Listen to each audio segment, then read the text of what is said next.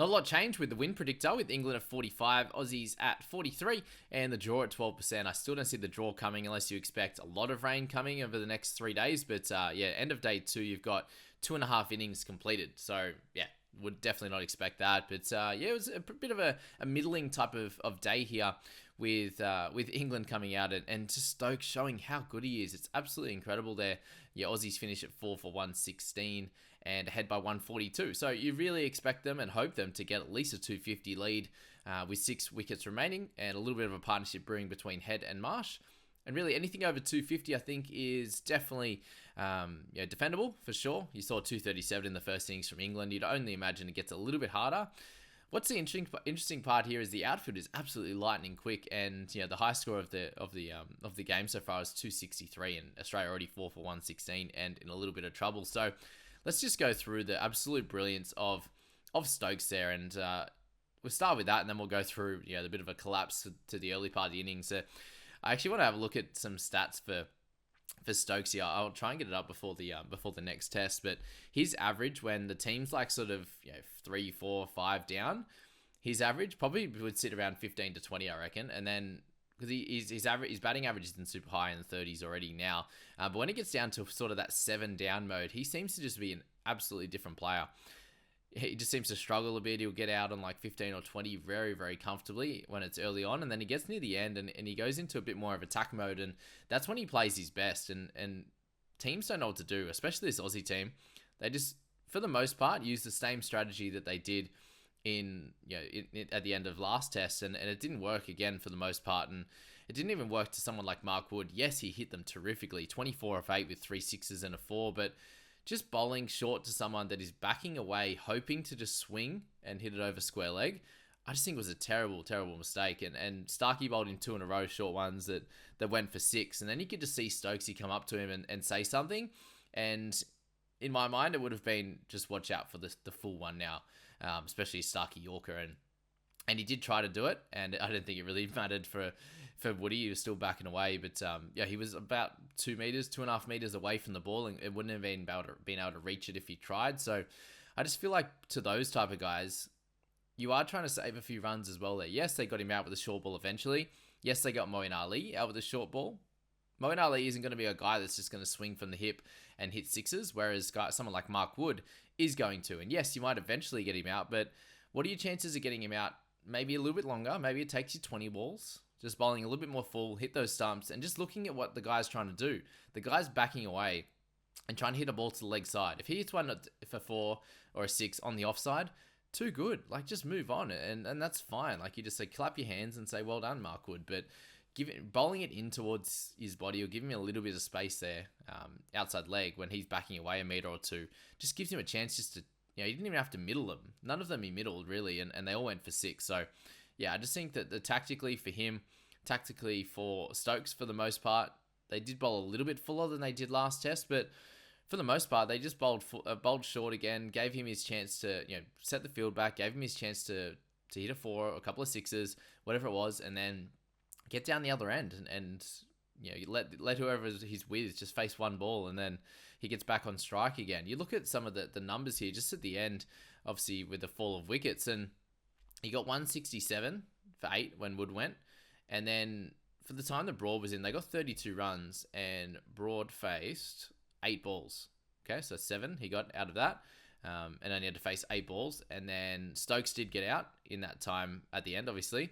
Ollie Robinson faced 6 balls, and they scored an extra 38 in that time as well. So the little jumps in runs scored in that time, when they're just not they're not bowling to that the less good batsman, the poorer batsman there.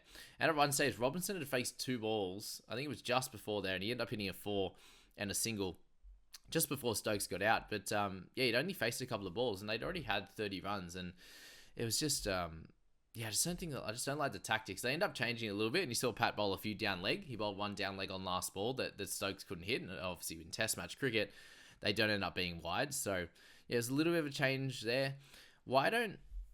Again, this is a little bit more for Stokes because he's obviously an established batsman, but why don't bowlers bowl outside off a fair bit? How many times did we see him hit a 6 or a 4 over the offside?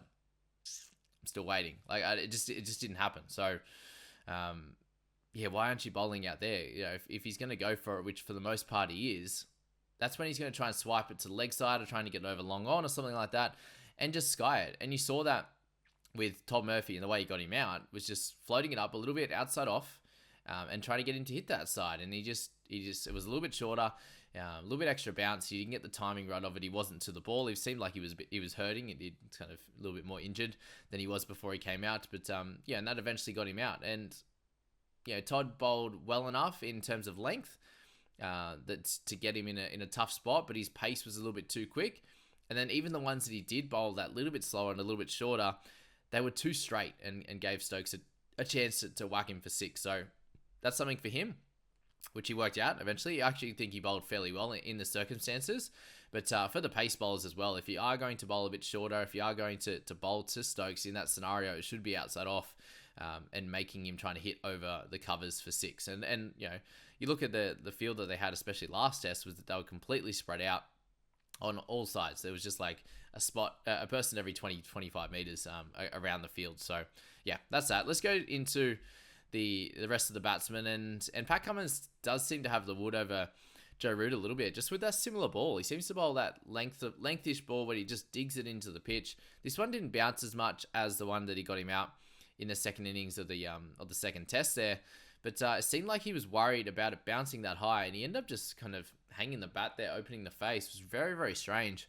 There was also a couple of strange wickets in the Australian innings, so they're definitely not alone on that one. But that was that. And then Johnny Best obviously getting out, poking at one out wide, trying to go for a cover drive, and that's the Stark Johnson type of way, just squirting it out there from over the wicket just to get that schnick.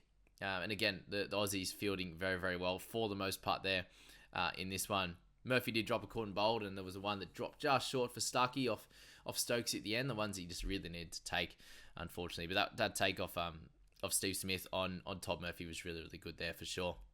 Let's go to Moeen Ali. I've said got him with a short ball in the end. Pat with just his extra bounce can get guys like that. 21 off 46. That partnership was brewing nicely before he went down. Another short ball from Stark to Wokesy. Got a schnick on the way through to Kerry.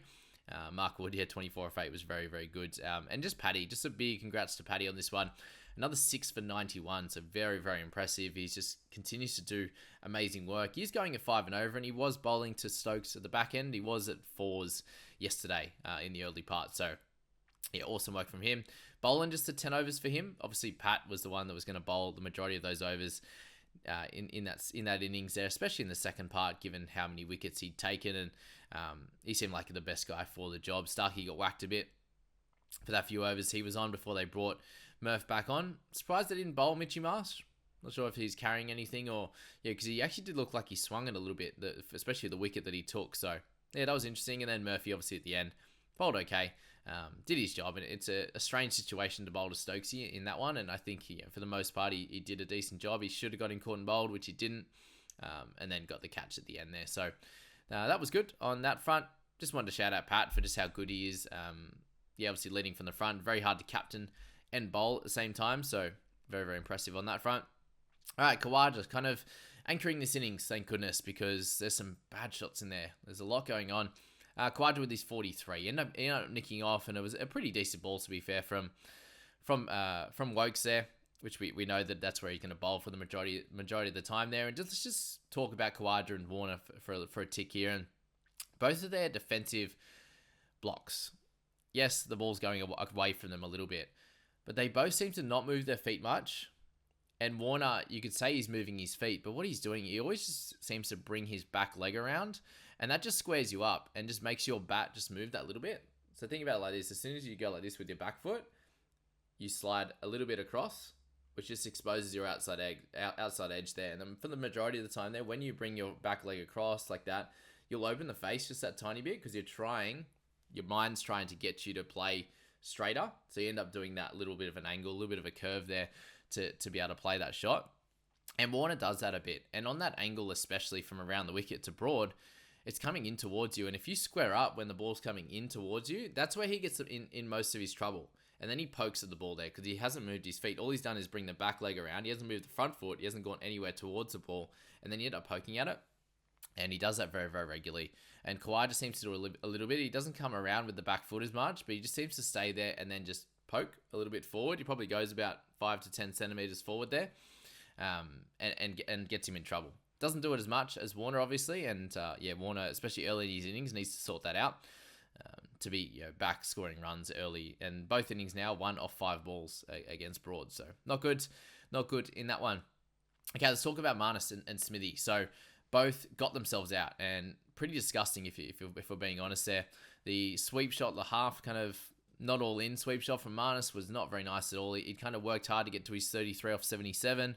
Still seems to get those nicks through the slips, the soft hands through like gully and third, fourth, and gully there.